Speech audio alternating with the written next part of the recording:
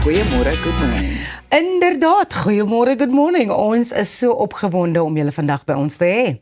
Goeiemôre, good morning. Waar is die lied in die hart dan nou? Ek weet nie, ek hoor ook net hier aan my regterkant, goeiemôre, goed. Vat hom laag. Elsa brom bietjie vanoggend. Maar hartlike goeiemôre, good morning. Sit terug, ontspan en hou vas. Hierdie gaan 'n heerlike rit wees. In vandag se program pak ons 'n paar groot en lekker onderwerpe aan, dames. Ons vind meer uit oor die gaping tussen die matriekslaagsyfer en oorvol universiteite. Blind SA gaan later vertel waarom brail nog steeds 'n sleutelrol in 'n digitale wêreld speel. Ons gesels oor die veilige gebruik van antibiotika. Kuier saam met Peach van Pletsen.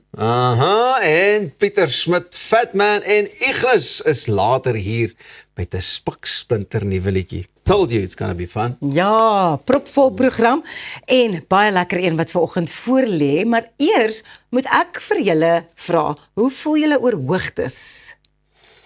Stelks genoeg, ek kan uit 'n diensbare vliegtuig uitspring, maar as ek nou op 'n hoë toringkie of 'n gebou of so staan, dan voel ek het so 'n bietjie van 'n hoogtevrees. Ja, en jy Elsa? Ek dink ek sal nie bang wees om te gaan skydive nie, maar ek dink nie ek is noodwendig mal daaroor om so af te loer en te sien wat die afstand min of meer behels nie. Hoe voel jy daaroor? I think it's the same that I feel about needles. As long as I don't look at it and I don't kind of put myself in the situation, if I just go and do the thing I need to do, then it's absolutely fine.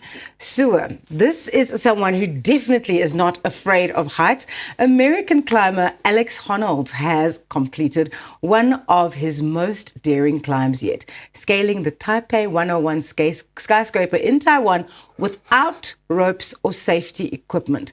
The 40-year-old free solo climber took just over 90 minutes to reach the top of the 508-meter, 101-story building, once known as the tallest building in the world, as crowds watched from the streets below. The climb had been delayed by rain the day before, but conditions improved on Sunday. Honnold described the final section as extremely windy, saying he focused on balance as he reached the spire. He said the view from the top was incredible and a unique way to see the city of Taipei.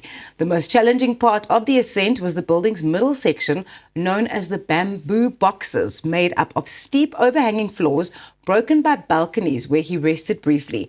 The climb was broadcast live on Netflix with a short delay, an unusual setting for Honnold, who normally climbs in remote locations without an audience. Honnold rose to international fame in 2017 after becoming the first person to free solo Yosemite's El Capitan, a feat captured in the Oscar-winning documentary Free Solo. While others have climbed Taipei 101 before, Alex Honnold is the first to do so without a rope or any other safety equipment. Let's take a look at him in action. Hierdie is verskriklik. I think it's much easier looking up than looking down. Yeah, I reckon. As well, his wife was also there, and there was a lot of debate and chat on social media that you kind of put someone that you love through that, because you don't know. It's so unsafe. He doesn't have anything to catch him. He doesn't have any safety equipment. And then people were like, when she married him, she knew exactly who he was. And she might have married him because he's so kind of adventurous and because he wants to just better himself time and time again. I think it's fantastic. Ek moet ook net sê, ek het dit gekyk en ek dink die groot ding hier is ook hoe jy sielkundig met jouself werk, because you have to be relaxed and focused all the time. Jy moet in jouself kan glo met jou krag, met jou abilities, met al daai tipe van dinge. Sou ek dit doen?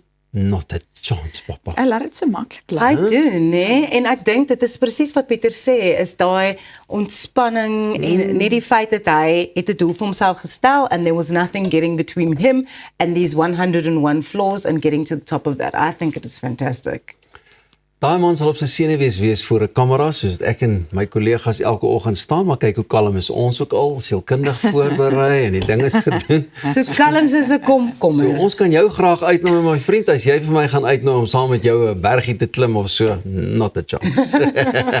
Luister dames, baie dankie van die hoogtes. Nou nog, ek weet nie, vir sommige sal dit dalk 'n laagtepunt wees. Wat is jou gunsteling deel van ontbyt? Of 'n gunsteling, hou jy van 'n poached egg of 'n baked bean of 'n, waarvan hou jy die meeste by jou ontbyt? My gunsteling is 'n roosterbroodjie of 'n snytjie roosterbrood. Ja. Lekker dik, met botter gesmeer en appelkoeskonfyt. Daar's hy. O, lekker. Ek is nogal 'n groot voorstander van die English breakfast. A full English. If I English. see that on a menu, I'm definitely choosing it. I love a restaurant that's got all day breakfast, want ek kan of middagete of aandete kan ek 'n ou bacon and egg eet. Ja. Man, daar is vir my niks soos die ou destydse hompie allegaartjie. Hy het so ietsie van alles gehad. Van 'n worsie tot 'n hamburger patty Ja. en dies meer.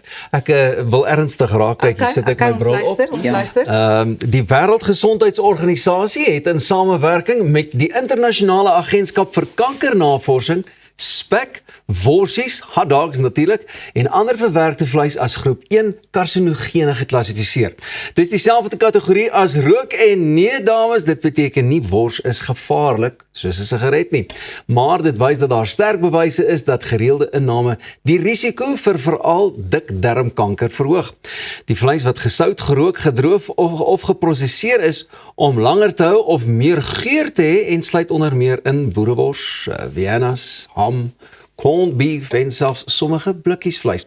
Navorsing wys dat duisende kankergevalle wêreldwyd elke jaar met 'n hoë inname van verwerkte vleis verbind word. Daar word egter gesê dat dit nie paniekpraatjies is nie, maar 'n waarskuwing om weer te kyk na wat ons as normaal op ons borde beskou. Dis ook nie net wat ons eet nie, maar hoe ons dit voorberei. Braai, rooster en panbraai teen baie hoë hitte kan chemikalieë vorm wat moontlik tot kanker kan lei. En die preserveermiddels in verwerkte vleis, soos nitrate en nitriete, speel ook 'n rol. Die goeie nuus, niemand sê jy moet vleis môre heeltemal los nie. Dankie tog. Dit gaan oor balans en bewustheid. Minder verwerkte vleis, kleiner porsies en meer groente. Dis bone, lensies en ander plantgebaseerde proteïene. So kan ek 'n lekker ontbytjie kry met bietjie lensies. Dat gaan nie by myself wees nie. Maar hoe interessant is dit, nie? I think whenever this kind of research comes out, it's just such a shock to the system. Oh, maybe I'm eating too many sausages or I'm eating too much bacon or whatever the case may be. But like you said, it's everything in moderation. I'm not about to give up my little pork banger that comes with my breakfast because it's maybe carcinogenic or cancer causing, because there's so many other things that also can lead to possible terminal illness, and you just never know. So are you going to take the things out of your life that you enjoy because you're a bit afraid? I don't know. I generally am not going to be taking processed meat out of my diet, but I might think about eating less of it. Ek dink dit is 'n goeie ding om weer dalk 'n bietjie meer na die gesonder kant te draai. Ek persoonlik hou nie van spek nie. Ja. Maar 'n sunny side up eiertjie Baie lekker. Maak die Jy ontbyt. is nog in die veilige kant. Dis amper soos dames wat swanger weer is, nê? Dan wil hulle ook heeltemal te veel van dit hê of te min van dit hê. En ek stem saam met jou, Ros. gebalanseerde bord. Net genoeg. Net genoeg, maar jy soek nog meer van goeiemôre, good morning.